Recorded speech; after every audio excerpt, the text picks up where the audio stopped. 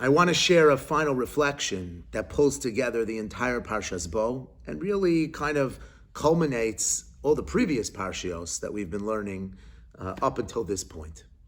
And that is that we are told that on Seder night, when we recreate this entire experience, we are told that it has to be done within the structure of maschil b'gnus u'mesayim b'shvach.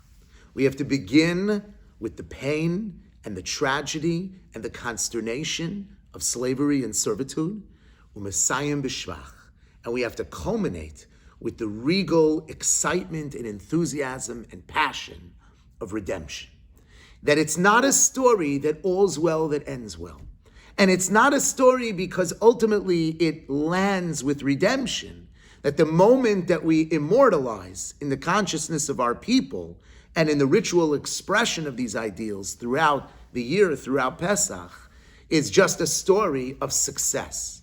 But rather, the elements and dimensions of pain and tragedy are part and parcel of that memory. That's part of what we have to immortalize. And that's so different and so distinct from the way the rest of the world tries to internalize the narratives of their life. Who wants to walk around all day conjuring up all of the pain and challenge and difficulties that we've experienced in life? We want to hold on to the memories of success, to the memories of nachas. We sit around the table with our families and just, hey, let's remember when everything went wrong and spiraled out of control. No, we want our family narrative to be one of ambition, to be one of positivity, of hope. Why is it that matchil b'genus u'mesayim b'shvach? So I want to share with you a beautiful insight from Rav Soloveitchik. He points out that the Gemara in Yevamos tells us that if someone wants to join the Jewish people, right, we don't recruit people to join Am Yisrael. But sometimes people look around and they see a nation that is living with such a sense of meaning and purpose, and maybe other dimensions of success that they're interested in. And somebody wants to join the Jewish people.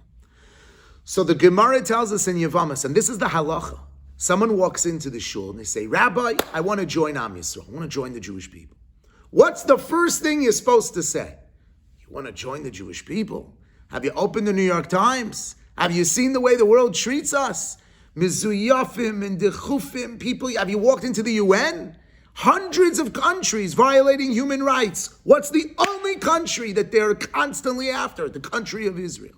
Hundreds of countries in the world who do nothing but focus on themselves. One little country in the Middle East, a building falls down, immediately they put a group of people on a plane to go help them. Hundreds of countries in the world live inconsistent and not aligned with the value system that they celebrate. One country, Kimitzion Teitzei Torah. This is what you want? Look at the anti-Semitism. Look at the history of the Jewish people. Look at the lachrymose nature that the world has dealt with us and the manner in which we've experienced our own families, our own lives, our own communities, Holocaust, pogroms, crusades, bombings. This is what you want to be a part of? So the prospective ger, the prospective convert, if they say to us, yes, I'm all in. So then we accept them into the program and we start working with them to become Jewish. The question the Rav asks is, this is like the worst marketing plan in the history of the world. This is what you want? You want that all of the prospective people who are seeking to become Jewish, they should walk around and they should know that we carry in our consciousness this like heaviness and this sense of persecution as part of our identity? Why would this be part of the Gerus process? Okay, you want to make sure they don't feel like it's a bait and switch, that they know there's going to be a shtickle of challenges being a Jew. Okay, but yeah, you have to like mamish trash Jewish history and the whole Jewish people in order to get people to profess the sense of authenticity that you're looking for, that they want to become Jewish? So Soloveitchik explains that when a person becomes Jewish, there are two dimensions to what it means to be part of the Jewish people. One happens through Kabbalas HaMitzvos and is expressed in the quintessential story of the convert that we know, Megillas Rus. Rus tells Naomi, Amech ami Elokayach Elokai. I'm with you. My nation is your nation, your God is my God. Your nation is my nation, your God is my God. So says the Rav, one part of becoming Jewish is Elokayach Elokai. is to accept HaKadosh Baruch Hu, to accept our value system, to accept the expectations of Torah, to be mekabel mitzvos. This is why there's so much controversy around Gerus. How much acceptance of mitzvos is required, should be required. But fundamentally, we all agree, explicit in the Rambam, you have to accept the mitzvos Hashem. But says the Rav, there's another part of becoming Jewish. And that is not to just become part of the value system of the Jewish people, but to become part of our story, to become part of our narrative, to become part of our journey. And if you want to be part of our journey, you can't just be part of the journey that we experience at the high points. You don't get to just join the Jewish people of the 6-Day War or of the building of Torah in the next generation. You don't get to just join the Jewish people in terms of connecting to the experience of Yetzias Mitzrayim. You want to join the Jewish people, you have to be part of the entire story. Because the entire story is what makes us who we are. Because our resilience and our growth that emerge from facing the challenges that we face with strength, faith, and fortitude is part of what makes us the nation we are. We are not Am Yisrael without Yetzias Mitzrayim, but you know what? We're also not Am Yisrael without Shibud Mitzrayim. Because it is within the constricting realities and the oppressive realities of Mitzrayim that we discover the inner greatness, the inner passion, the inner commitment that can only come forth when it's being challenged and when there's difficulty. When you can summon from within yourself that sense of resolve that you're going to transcend this reality and reshape it towards something aspirational. Marchil b'genus u'misayim b'shvach. Our story is not a whitewashing of Jewish history and pretending that we could chronicle our journey only along the high points of success. Our story is embracing the totality of the experience, knowing that there have been low points, struggling points, difficult points, oppressive, traumatic, and tragic moments, and knowing that part of the godless of Am Yisrael and our connection to HaKadosh Baruch Hu is our ability to not be defined by those realities and move forward. Not to just embrace Elokayach Elokai, but Amech Ami. I'm part of your nation. I'm part of your people. I'm part of your story. That's Parashat Bo. Parashat Bo, which, as we discussed in our reflections of the Aliyos, begins with the word Bo, because HaKadosh Baruch Hu is saying to Moshe, come here, come here. I'm also at the Paro level. I'm also manifest in the Paro's palace. I'm also sitting with him when you're trying to appeal to him to emancipate the Jewish people. I'm with you, Marchil B'Gnus, Shechina B'Galusa. Hashem appears to Moshe Rabbeinu from within, says Rashi, a burning thorn bush of consternation and pain. Kadosh Baruch Hu's with us in Galus. The Galus is part of the journey. It's part of the experience that the Maharal writes.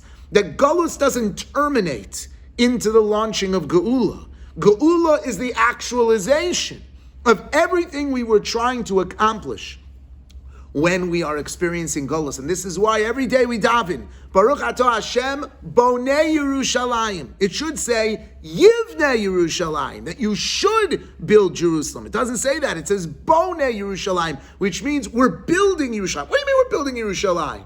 We're sitting here in all over the world outside Yerushalayim. At this moment, sometimes it's even challenging to get to Yerushalayim. Bonei Yerushalayim means even within Galus, even in the oppression and the distance of exile, we are always working towards the creation of Yerushalayim, the rebuilding and the restitution of Yerushalayim. Marchil b'genus u'misayim b'shvach. You're not Yotzei Sipur Yetzias Mitzrayim. You don't fulfill the commandment of re-experiencing the liberation from Egypt if you don't include the descent into the abyss of exile as part of that story. And that's really the message of Parashat Bo, that all of the aspects of our life are part of our mandate and part of our avoda of living a life of Torah values and of connection to the Ribono Shel Olam. And that's perhaps one of the most central messages that could emerge from this parsha. I want to wish everyone a tremendous Shabbos, and I want to wish everyone incredible chizuk in what is a very challenging mitzvah. And the reason why Shnayim Mikra is a challenging mitzvah is because it demands consistency of action in constantly shifting contexts. If your life was as ambitious and consistently positive as it was the first day you committed to doing this mitzvah, then it wouldn't be difficult. You'd wake up every morning. What's the big deal? The same way we woke up with the same energy on Parshas Bereshis and started Shnayim Mikra, here we are in Sefer Shmos and Parshas Bo, reading, being Ma'avir Sedra. What's the problem? That's not life. Life is Machil B'Gnos. Life is erratic. Life is chaotic. Life is unpredictable. And life takes us in many different directions. And when we can anchor ourselves in the consistency of connecting to Talmud Torah, of connecting to the story of the Jewish people, of connecting to the ideals and the values of HaKadosh Baruch Hu, and allow all of the winds of challenge that blow throughout our day and throughout our weeks and throughout our months not to dislodge us from the entrenchment of that commitment, that is a level of connection to Torah and mitzvos that is incredibly powerful. More powerful than the chagim that come up, these like bursts of inspiration that are surrounded by ritual inspiration and experience that motivate us and propel us forward. Here, you're waking up every single day and saying to ourselves, no matter what's going on today, whether it's an ideal time or it's not an ideal time, I am totally committed to advancing my connection with Talmud Torah and with Torah Hashem and with the values of Torah. I always make time for it. It's always a part of my life.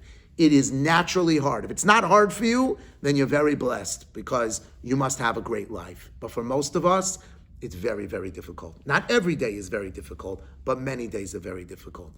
To remain steadfast in that commitment, in that consistency, will bring bracha and hatzlacha in all aspects of your life because it will anchor you to the value of consistency. And it's something you'll find you'll be able to cultivate and nurture in all the other areas of your life as well. May Hashem bless all of us with the continued inspiration, motivation, and the ability to continue to study His Holy Torah each and every day and to glean the lessons and the messages from that Torah and live our lives in an incredibly inspired and meaningful manner. Have a wonderful Shabbos.